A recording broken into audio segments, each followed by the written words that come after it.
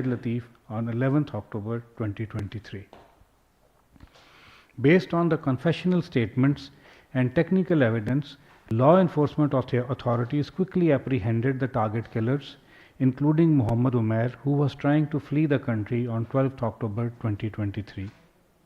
All those involved in this reconnaissance, surveillance and killings have been apprehended, and a case is being tried in the court of law. We have evidence of transactions made in the process linking the entire chain to Indian agent Yogesh Kumar. The second case is of Muhammad Riaz.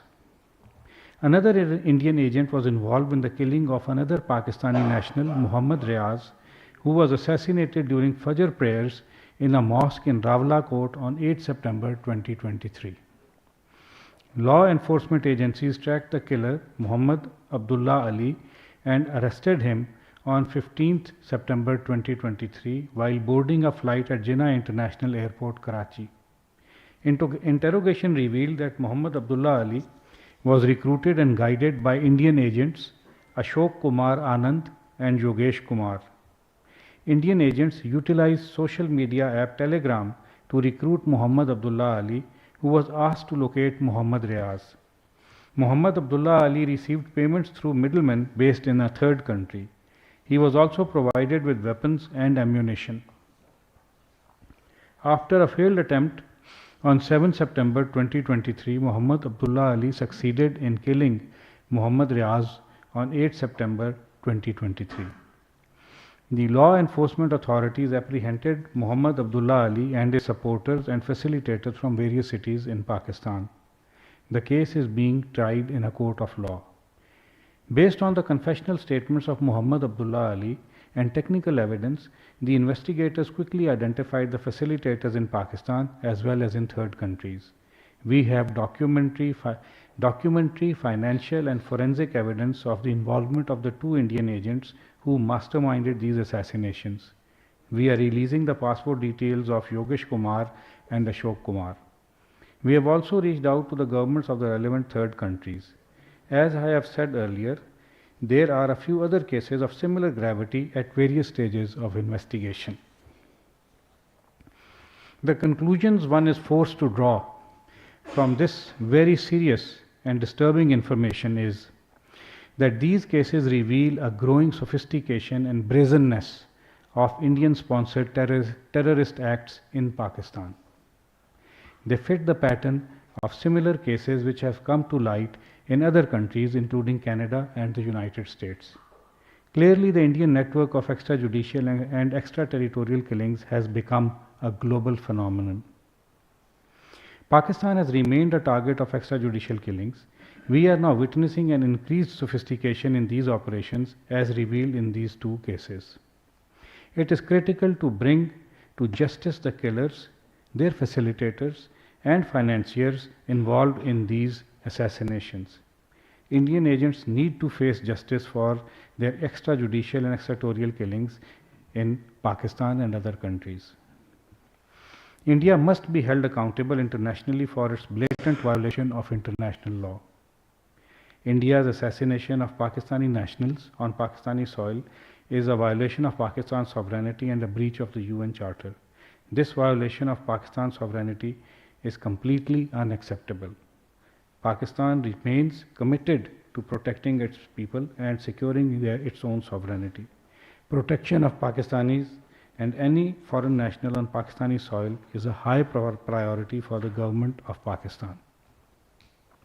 India's reckless and irresponsible act calls into question India's reliability as a credible international partner and its claims for enhanced global responsibilities. Thank you. We will have a few questions because of the very busy schedule of the Foreign Secretary. We will keep this session very limited and request that the questions be focused only on the topic that is at hand. जी मतीन हैदर साहब. Assalamu alaikum. Thank you, Mr. Ponsecti. This is an extraordinary network that you have shared information on Indian terrorism and proxy networks. What's the evidence of these killings that took place in Pakistan, and how these killings connects to the government of India? Do you have some more evidence and details? Please share. Thank you. The evidence is quite extensive. For instance, when the assassinations were carried out, there was a jubilation in certain circles of the Indian social media, gloating over the killings, that this was just retribution for enemies of India. There is also evidence of linkage of these killings with the Indian agent Yogesh Kumar and the Ashok Kumar Anand. There are confessional statements of Umair and the other gentleman who has carried out the second assassination and their facilitators, and they have pointed the Pakistani authorities out to other members of the network who are now in our custody. We also have evidence of financial transactions, communications, and thus establishing a link between these Indian masterminds and the various facilitators and then the actual criminals who carried out the acts. Taken together, this is a fairly comprehensive package of evidence which clearly points out to the involvement of these Indian agents, we believe at the behest of their state, to carry out these assassinations on the territory of a sovereign state in complete violation of international law. And then there is the general atmosphere about this. We are not the only ones saying this. There is evidence also which the Canadian authorities have shared, and there is also news of the United States where another agent, Indian agent, has been caught trying to conduct a similar activity there. So taken together, it is fairly clear what India is doing in complete violation of international law. Mr. Nazim.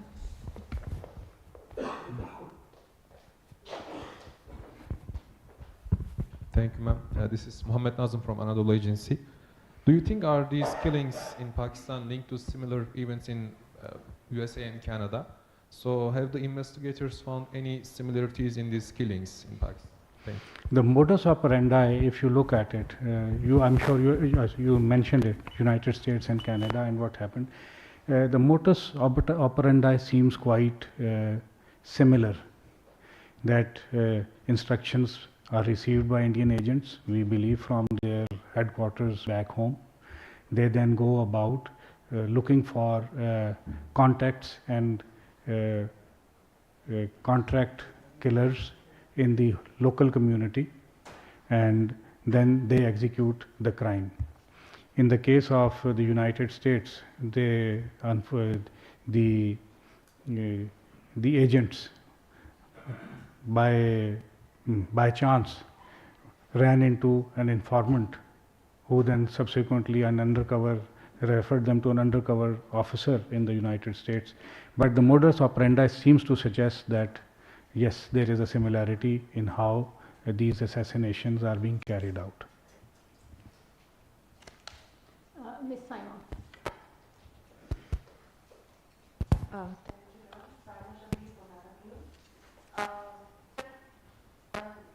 According to investigations, how much information you can share with us about Indian nationals and whether this information during their investigations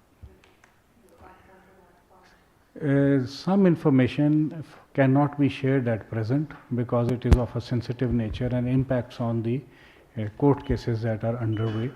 We, for instance, have their passport numbers and identity. We can share it with you. We have some other information also. For instance,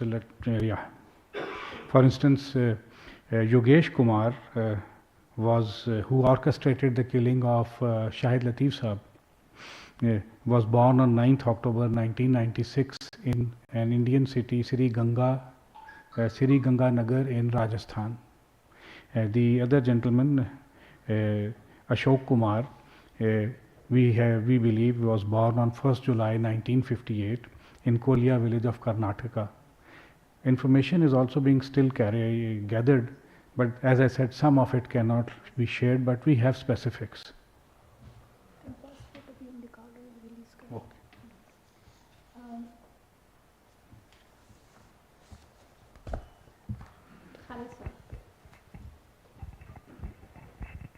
Secretary Sahab, how many individuals other than these two targeted in Pakistan? There is a report that some other target killing in Pakistan in 2023. Have you found any clear evidence of Indian involvement in this case? Right now, of course, as I've already said, we are sharing details of these two, but it cannot be discounted that there are other instances that have also happened. Investigations are underway, and as and when we have sufficient evidence, it will be shared with you. We don't have time for many questions. Ali Hussain from Business Recorder. Ji, thank you. This is Ali Hussain representing Business Recorder. You have just highlighted as to how the Indian intelligence agencies are committing these assassination campaigns now across the world now. Are the Pakistani authorities aware of any such threat in future to Pakistani citizens?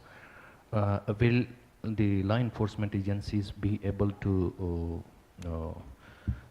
take on such kind of threats to Pakistani citizens? Thank you. Following these incidents, of course, we have increased our vigilance. Knowing that now Pakistan is a clear target of Indian activities of this nature, our agencies and various other departments and ministries are exercising extreme vigilance. We do not discount the possibility that there may be other targets of Indian activities. To the extent possible, the Pakistani state will do everything that it can to protect its citizens. Where it has evidence, of course, the individuals will be informed that they need to exercise caution. We are doing everything that a sovereign state needs to do to protect its citizens in the face of this absolutely lawless criminal behavior. Actually, we have to finish at 5:30. That's why this was the last question. My apologies, because there is an important meeting there for which the Foreign Secretary has to go. Our apologies. This was really the last question. Thank you very much. I am really grateful for your time, please. Thank you very much.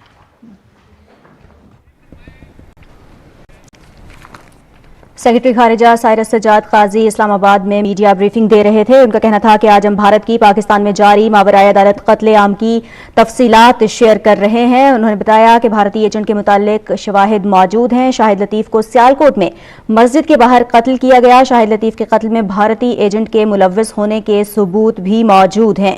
उनका कहना था कि भारतीय agent ने शाहिद लतीफ के कत्ल का एतराफ़ किया है। पाकिस्तानी शहरी मोहम्मद रियाज को भी रावला कोट में मस्जिद में कत्ल कर दिया गया और भारतीय एजेंट ने उजरती कातिल के जरिए से मोहम्मद रियाज को कत्ल करवाया। सिक्योरिटी फोर्सेस ने इस उजरती कातिल को गिरफ्तार किया, जिसने जुर्म का एतराफ भी किया है।